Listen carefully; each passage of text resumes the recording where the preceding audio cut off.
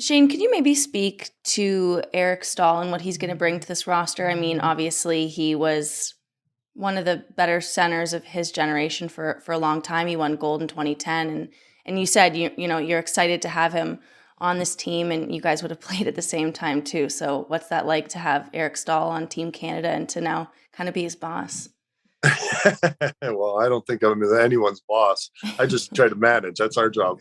But you know what? It's one of those things that he's elite. He's won the Stanley Cup. He's won the Conn Smythe. He's done the whole Olympics. He's won the Olympics. He's won at every level. Him and I have played on Team Canada together a couple times, and so to have him here, it's incredible. It gives that credibility that this is Team Canada. Like you have that kind of, and I know it's put a pressure on Staller, but he's the guy that the other countries look to as well. And they're like, oh, we're playing Team Canada. Eric Stahl's on that team. As well as our own guys are like, yeah, we are Team Canada. Eric Stahl's one of our main guys, and he's somebody we're going to rally around, and he's been here and he knows what it takes, and he's done this before. And so it's really nice to have him, and we're very grateful that he said yes and was able to do it. Um, it was one of those good days when it worked out. You mentioned you played with Eric a couple of times for Team Canada. 2006 Olympics in Turin in Italy, you were on the team, and he was on the taxi squad. What do you remember about Eric Staal, taxi squad member 16 years ago? Well, I think he'd already won the Stanley Cup, and I was a little grumpy about that. So I'd only been in the league for 10 years and still hadn't even came close. I don't think I'd won a playoff round, so I was grumpy about that. You know what? He's a guy that, as a centerman, as you said, he's one of those generational guys that was the face of that franchise that took him to a Stanley Cup, was a dominating player. He was a younger guy. I played with his younger brother, Jordy, the following year. And it was just, they're good family. They talk about good breeding and good bloodlines there, because they got those. I got to play with all four of them at one point, and they're a special family. And for him to be there was unique and something that 2006 isn't exactly the one we want to remember, but at the same time, it was fun to be there, and it's Olympics, which is so special. I know you said you got, a good mix of veterans and some young guys. Obviously, we're talking about Eric.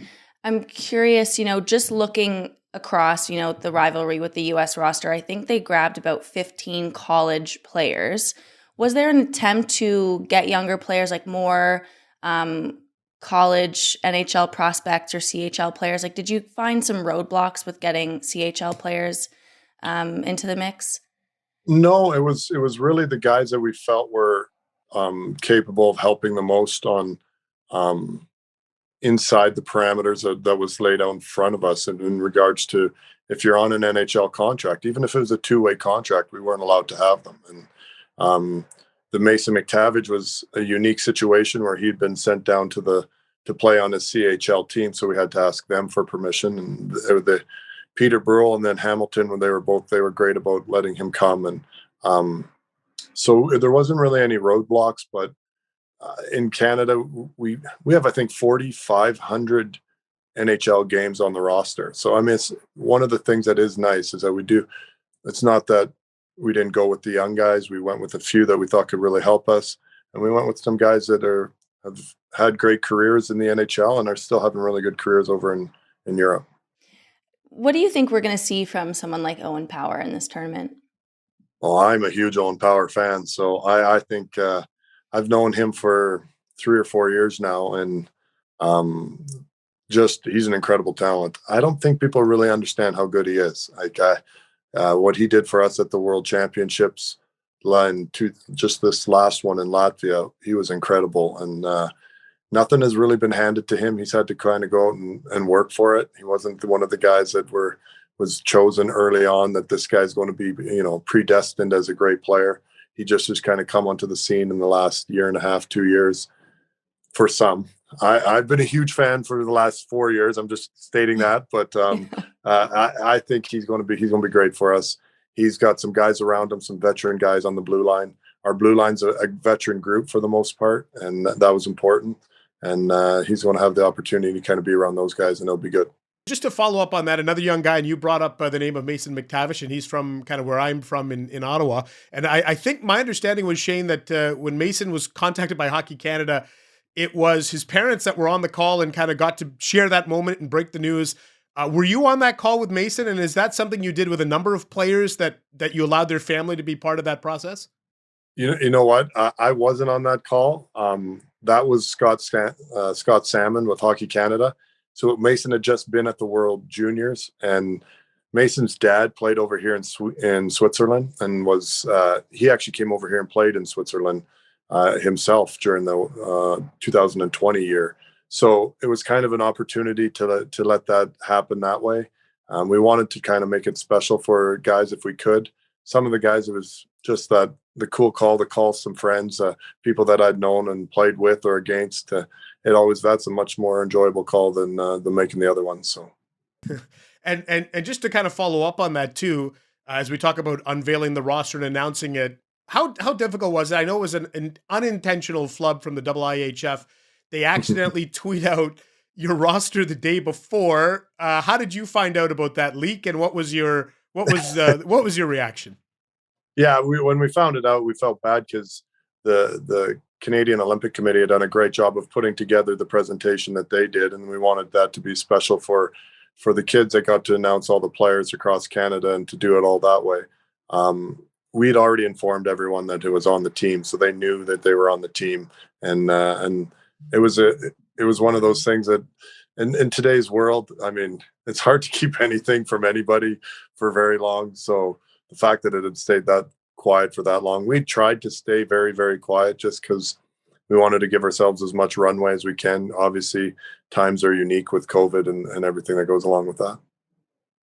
There wasn't like a live tweeting of the roster right before everything came out, like, the expansion draft. With Seattle. Yeah, exactly. Oh, man. I just turned my phone off for the day. Yeah.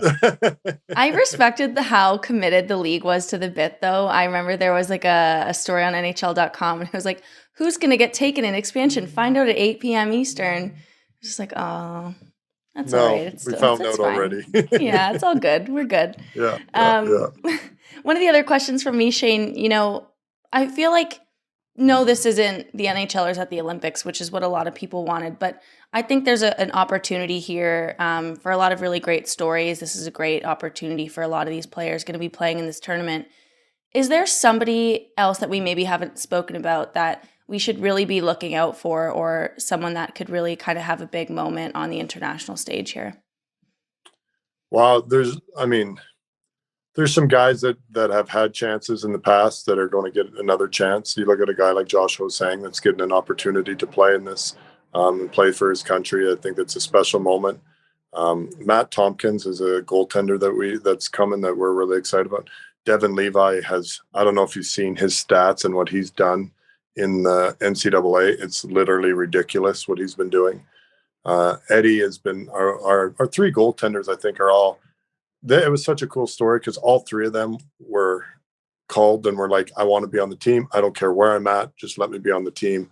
I want to be on this team. And we were in the process of calling them, and they were calling to let us know how they don't care. We'll play in any position, 1, 2, or 3. And so I think that's something that as you see the love of our country and for our national program, that makes it special. There's guys up front. I'm a big Cracknell fan. I think the way that he plays the game, Adam Tambolini. There's going to be guys that are going to jump off the page for us that are going to have big tournaments that it's going to change kind of their whole hockey career, and the fact that they could win a gold for Team Canada and that'd be a huge part of it. And I think that's special.